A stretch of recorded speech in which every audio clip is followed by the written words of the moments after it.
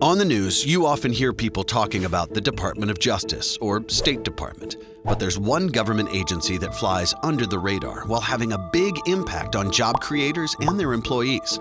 It's called the National Labor Relations Board, or NLRB. The NLRB is in charge of conducting elections for labor union representation and addressing unfair labor practices, as well as regulating the employer-employee relationship. The agency is governed by a general counsel and a 5-person board of unelected bureaucrats that are appointed by the president.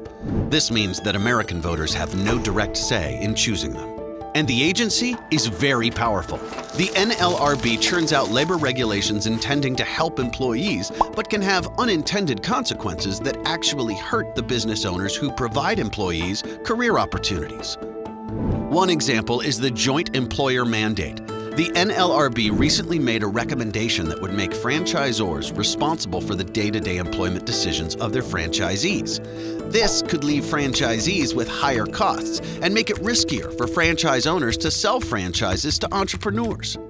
The NLRB has also made it easier for labor unions to organize. The agency supports micro-unions, which allows labor organizers to recruit bits and pieces of a workplace into a union, splitting up the workplace and potentially hurting the employer-employee relationship. Another harmful NLRB rule is the ambush election, which shortens the time between when a union files for an election and when the election actually happens. That makes it easier for labor organizers to unionize a workplace and more difficult for employers to educate employees about their perspective.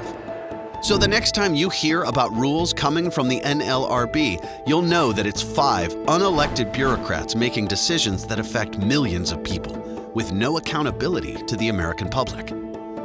To learn more about the NLRB, visit informationstation.org.